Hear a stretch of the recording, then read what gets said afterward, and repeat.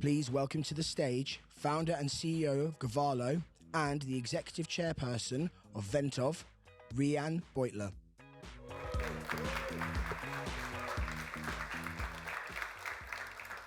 Hi, everybody. How y'all doing today? Awesome. Good to hear. Good to hear. Okay, so today we're going to be talking about my journey between bootstrapped companies to a venture-backed company now and the lessons I learned along the way. So this black sheep is the logo of the iconic punk band Minor Threat. And it's very important because my business partner and I, we met at a punk show when I was 17 years old, and he then slept on my floor.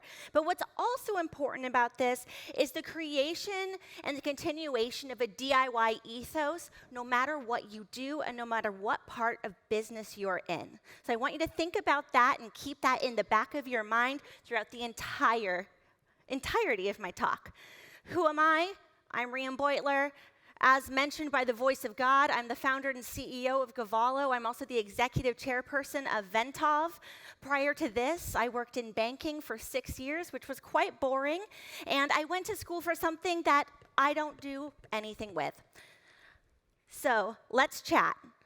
We're going to talk about bootstrapped, venture-backed, and then, of course, the learnings.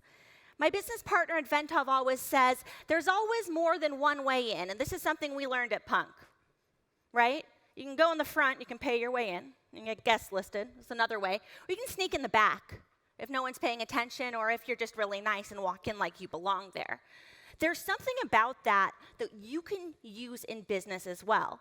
Walk into every space like you are meant to be there and you will belong. So walk in confidently, accept that things might not go as planned, and then keep going. So Venntov was founded in 2010 by my business partner, Josh Hyland. He founded it first as an iOS app company. Then he started building on Shopify because he built a hair pomade company. And he was like, oh, well, this Shopify platform is cool, but it's missing a lot of features. And back in those days, Toby would actually email you back if you had a support request. So we started building apps on the platform. I joined him in 2012 because him and I worked on a book together. And he was like, Rhian, I'm not a great writer. Can you help me edit this? And I said, yes. I proceeded to tear the book apart. And he's like, we are good together. Let's work together. And so then we founded a company called New Leaf Labs, which no longer exists for legal reasons. And we changed our name to Venntov in 2015. And this is going to be one of the most important things that I talk about today, and that is when you are choosing your business partner, if you partner with somebody, choose them well. You have one shot at this, right? You can't unchoose a person. So when you partner with somebody, ensuring that they're good is very critical, and making sure there's someone you can get along with very well in the good times and the bad. Him and I have gone to hell and back, and if you'll see in the bottom, what is that, right corner? That was our very first office. We called it the grind box. And it was so tiny and so hot that when we hired a third person, I thought we were going to pass out. So that was $150. And so we splurged, and we got an office that was $250 right after that. And we were very, very proud of ourselves. What you can't see in the picture is up top, which said, it was about SEO reviews, and we were charging $200 because we were feeling very fancy at the time. My, how things change, as do the expectations of cost when it comes to e-commerce. In the beginning, we were an agency as well as a SaaS company. In 2015, we had to make a decision. We had an option to build a $100,000 store. That's nothing to sneeze at then, and that was nothing to sneeze at now. Or we had the opportunity to build into Kit, which is no longer a company, but they were acquired by Shopify. And we worked with them to send text messages to say, hey, you have a 404 error. And when we did that, we decided to go all in on SaaS, and it was the best decision we ever made. We have 3 apps: SEO Manager, Order Lookup, and Clocked In. So one of the most, I keep saying, this is the most important thing, and I'm like, next. This is the most important thing. Hustle culture has a bad rep. Right? You see on Twitter, like, don't talk about hustle culture. Don't talk about hustle culture. I would be lying if I stood up on stage and said, you don't hustle your ass off when you start a company. That would be a lie. And also, don't play by the rules. If you look on Twitter, if you look on the internet, it says, hey, if you're going to found a business, don't have another job. Don't do that. Josh worked another job for 4 years. He was the director of information security at a very large privately held geographic information software firm. He did that. He worked 2 jobs. I worked 60 hours a week at Venntov. We decided together we were going to hustle, and our journey was going to look different, and we were going to be out of step in the way we did things. There's a lot of different ways that you can gain relevance in terms of the Shopify App Store and grow. So for clarity, we bootstrapped this from $0 to well over $3 million in annual revenue. And that's difficult to do. And initially, we did it in a few ways that aren't as applicable anymore in this pandemic-riddled world. So one of the ways we did it was being in person. I went to every event I could get into. I was like, oh, there's an event, I'll go. Oh, there's another event, I'll be there. I just kept showing up and showing up and showing up. And there is something to that. If you are uncomfortable because you'd rather be behind your computer screen than in front of a person, that's okay.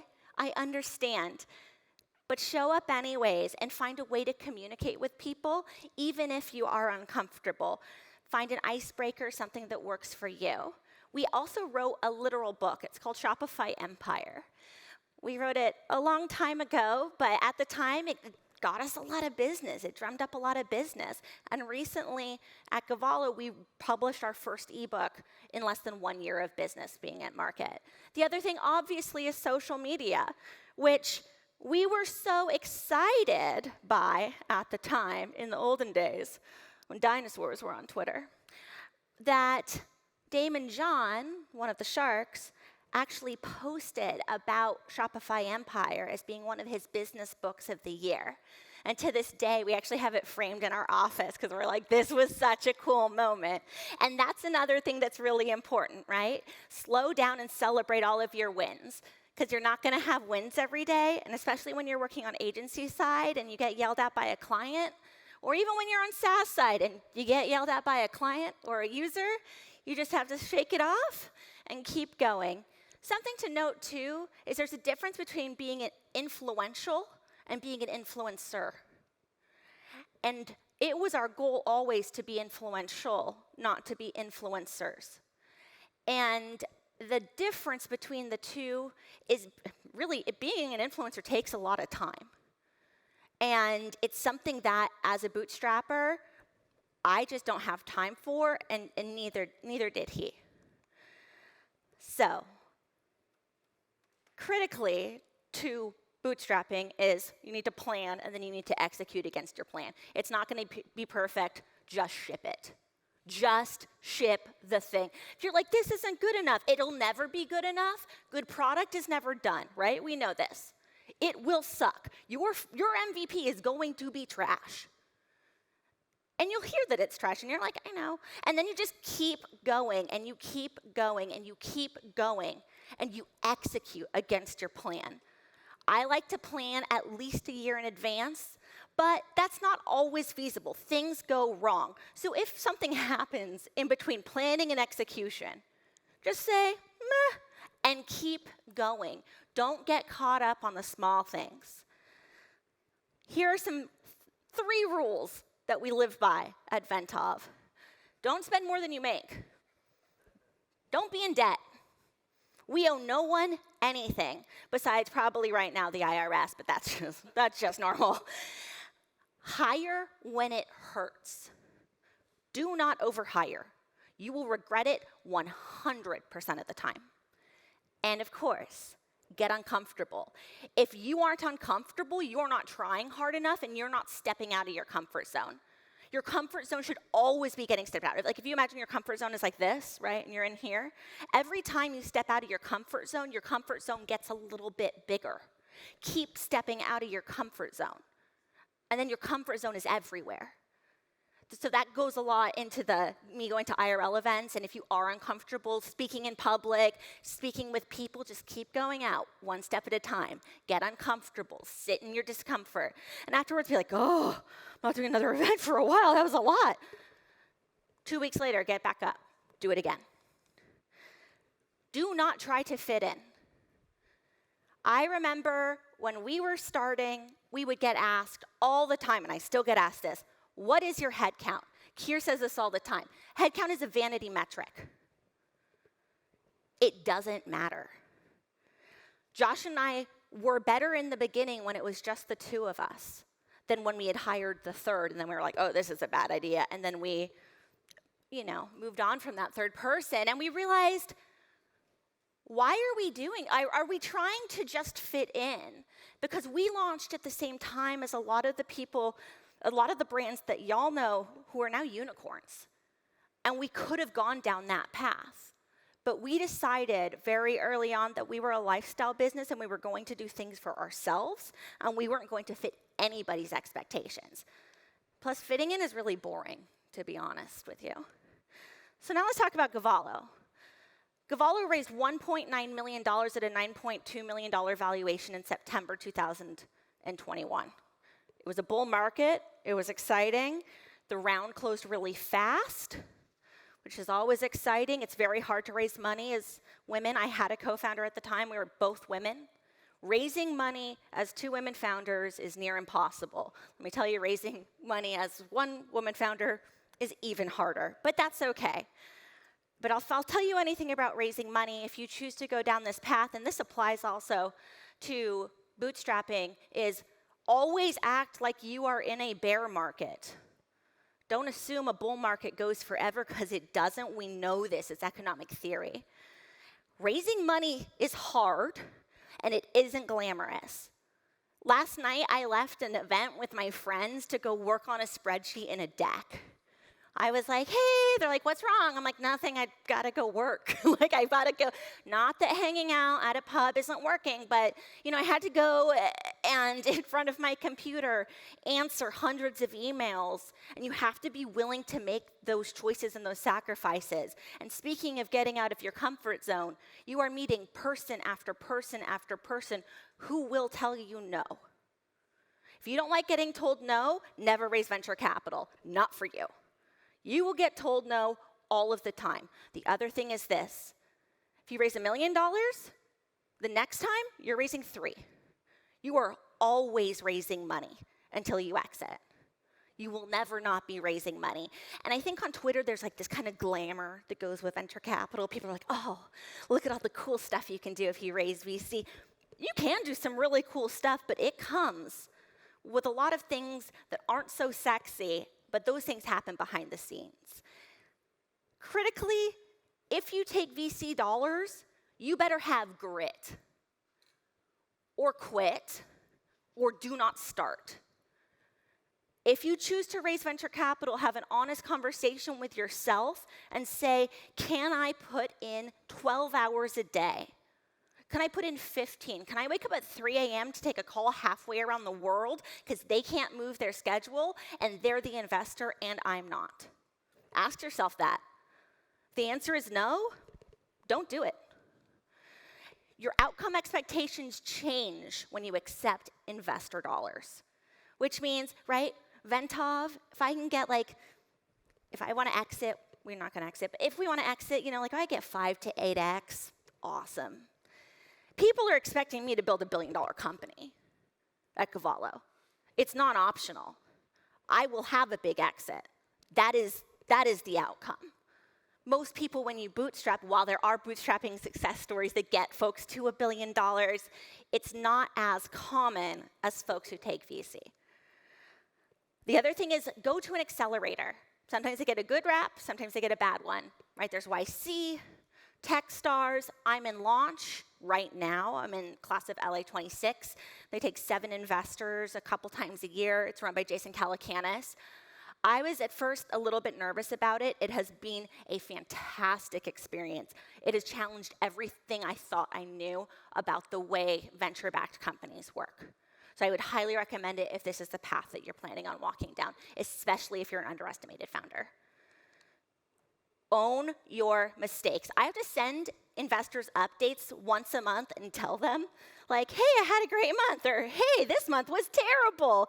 And I have found that if you say, there's one thing, it's like, hey, this is a bad month, you can kind of go two ways with it, right? You can say, because of XYZ, or you can say, because I made the mistake, I decided, and this was what happened in June, I decided to test out a theory that we didn't have to start as a free plan. We have 3 tiers.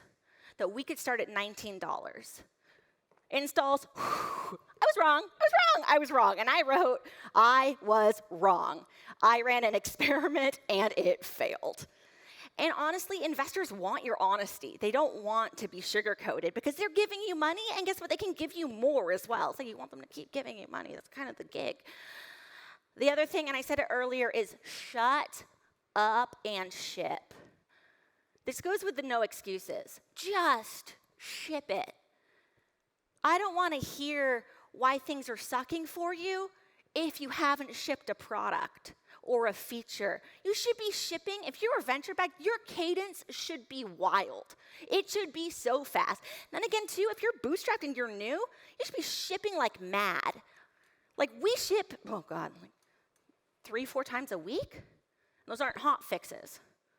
And I expect my team to keep up with that kind of cadence, because if we want to beat incumbents, we have to ship at that rate, because we're going up against people who are much, much bigger than we are. Here are some key things to know about VC-backed companies. You need to have a financial model. You want to collect every piece of data that you might find insignificant. It is significant in some way. You might not know it yet. I promise you it's significant. Have a very strong business development plan, but do not be afraid to ask for help. Creating a very strong advisory board is one of the best things you can do. I was fortunate enough to get JML as one of my advisors, the former CTO of Shopify, and I also have Kat Cole as an advisor, who's the president and COO of Athletic Greens. Critical. Because I'll be like, is this in my head or is this real? Sometimes you just need like a sanity check. You're like, I literally call and be like, I'm looking for a sanity check right now. And that's okay. You want to ask for help. The other thing to know is there is no work-life balance. Throw that idea out the door. If you want work-life balance, do not start a VC-backed company. Sorry. Here's some lessons I learned. Both paths are totally valid. I've walked down both. When I chose to start Govalo, I was working like 2 hours a day at Venntov. So that's been an adjustment. I'm working many, many, many hours at Govalo. Just know what you want. Chase it. Understand what you want when you're going into the business. Do you want the 5X exit, or do you want to build a billion-dollar company? Those are 2 different things. Lifestyle companies are great. They're fantastic. There's nothing wrong with being a lifestyle company. I think they get a bad reputation, but I'm like, that changed my life. My lifestyle business changed my life. My lifestyle business is the reason I don't have to take any paycheck from Govalo. My lifestyle business is why I am an entrepreneur, period. So know what you want at the end. And then apply learnings from bootstrapping to run your venture-backed business. What I mean by that is, do not overhire. I made this mistake. I've never made this mistake before. I overhired at Govalo. Bad idea. Because the bear market rolls around. You know, it was during the Great Resignation, and I thought, I don't know if I can get all this talent. So I just started hiring people. Nope, bad idea. I was wrong. I was very wrong. So just remember that hire when it hurts, that can apply to a VC-backed company as well. Having bloat for the sake of having bloat, so you can say, yeah, this dude, like, he had this sick exit. No, who cares? Nobody cares. I don't care. I don't care. And the last thing is this. Be kind, because you will meet people early in your career that can then change your life later in your career. and you will meet people, you will have everything you know, and a lot of us know this, right? We're entrepreneurs, we're operators. And it's a deeply humbling experience, but that is no excuse to be mean to people. I met somebody recently who said literally the opposite. We're in a Zoom, and they were like, yeah, I said in my interview with Forbes, just don't be nice. And I'm like, oh, that's like the opposite of what I say all the time. And their idea was, well, if you're nice, people will take advantage of you. But you can't confuse kindness and weakness. You can be kind and assertive. You can be kind and make introductions for somebody, and being kindness really costs you nothing, but maybe 15 minutes a day, 20 minutes a day, worth it 100% of the time. Even if you get nothing, there's no harm in being kind. So with that, who has questions? All right, we got a runner with a mic. Thank you so much. Hi, Rhian. Hi. Michael Paul from Helium. Going from Bootstrapped to VC, what's the difference in how you allocate budget to, say, marketing, partnerships, ecosystem versus product? So I believe in product-led marketing. I always have. I am a huge fan, and oh my gosh, back in the day, I'd be like, they are just marketing. Like, that's just a marketing company with like an app that exists. No, have the best software on earth. That's the goal. We're builders. So that's what I would say. I would say regardless, put out the best possible product. Yeah, marketing's super important, but I would, as of right now, Govalo, 80% of our resources are allocated towards product. Same at Venntov.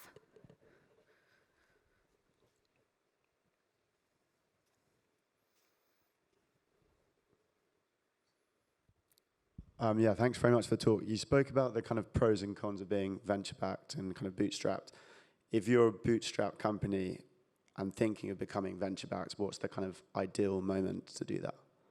Ooh, so not two separate entities, one entity, and then raising money. Exactly, yeah. You need to be really careful of your metrics. The metrics that a VC or an angel, so I'm also an angel investor, the metrics that VCs and angel investors look at are different than the ones we treasure in terms of a bootstrap company. So it's like, right, bootstrapping, we're like always, it's a march towards profitability. We want our profit margins to be as high as they can be. VC has pivoted back to that a little bit because we're in a bear market, but VC is get as big as you can. So if you are, like right now, if I tried to raise a round for Venntov, I don't know if I could. And we make money, and we are profitable. We have great profit margins. I literally am not sure I could. So just make sure that your metrics make sense in terms of a VC's purview. And if you are having trouble with that, what I would recommend is raising a party round and raising from other Shopify partners and folks in the ecosystem who understand the industry. That's what my first round was mostly of. It was mostly Shopify partners, Shopify alumni, and then I happened to have 3 VCs step in. But I did not expect those VCs to come in because I thought they're like, no VC would be like, yeah, that's a great idea, I understand. So that would be my recommendation. And also if you raise a little bit of money from the ecosystem, then it's easier to raise more money. Sure. Yeah, find a way. Yeah. I was going to say, is there like an ideal, is there an ideal moment where you've kind of got a proven business model where you might go seek funding, where you just want to kind of scale the business? That was more related to kind of that side of the question. Honestly, I couldn't say exactly because we raised money at Govalo before we had a product in market. A lot of people do that.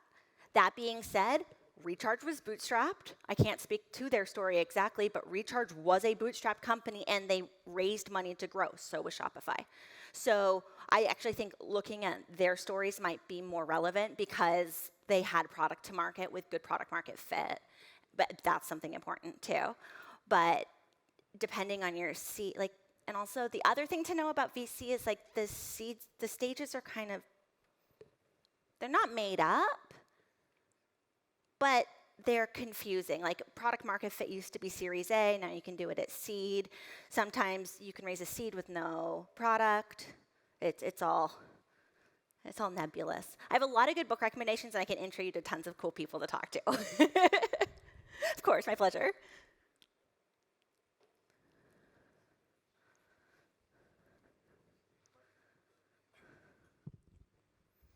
Hey, great talk, by the way. Thank you. And I'm one of your competitors from 2015, actually, for Venntov, Yeah. the SEO app.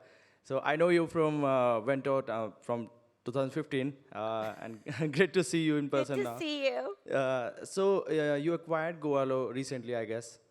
And Venntov was a separate company, the parent company, I guess. And so is it Bootstrapped and Govalo is the funded company? Good question. They're totally separate entities. Okay. So the ownership structure is totally different. Venntov is a California LLC. Govalo is a Delaware C Corp.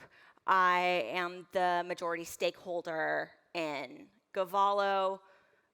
Josh and I are business partners. I always say business partners as opposed to co-founders. I don't know if you've noticed that when I talk about bootstrapping, because I feel like it's more of a partnership. And like when you co-found something, it's more like, yeah, you're co-founding it because you're going to get lots of money, and then you're going to go build this thing. So yeah, they're totally separate. And did you solve the team problem that you were speaking about, that how to build a good team, that the less number of people but more profitable? Yeah, I did. I was able to hire some fantastic engineers. I was able to hire a senior engineering manager from SoFi who just wanted to write code, and he's phenomenal. I'm like, I've got this idea. He's like, I built it. I'm like, whoa, I didn't even tell you the whole thing. He's like, well, I thought more on it, and this is what I built. It's great. It's super great. Awesome. Thank you. My pleasure.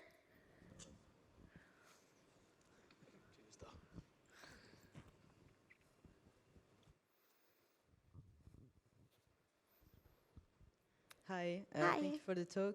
I follow you and Kelly both on Twitter, and I found you very inspiring. I just had one question more related to the beginning of Govalo. You could have chosen any topic, basically, regarding Shopify.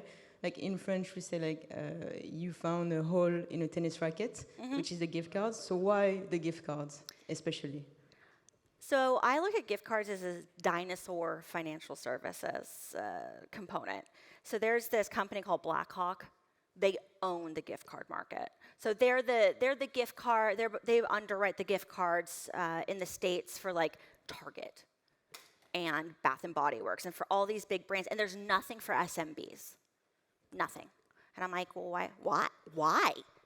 Like, why can't SMBs have the same level of access and forward mobility that enterprise brands can? So we started at gift cards. Gift cards are our wedge into the market. For those of you unfamiliar with that, because I wasn't familiar with that term until fairly recently. So a wedge into the market is like how you penetrate the market. So gift cards are a wedge into the market to own the entire gifting category. So gift cards are a $550 billion opportunity globally by 2025. By 2027, gifting is a $2.7 trillion opportunity. I'm chasing that. That answers my question. Thank you. My pleasure. All right, we're out of time. Thank you so much. I'm going to be hanging out in the sponsorship lounge later. So if you all want to come chat with me, I'll be like, I don't know, somewhere in there. Come find me. Y'all have a great day. Thank you so much.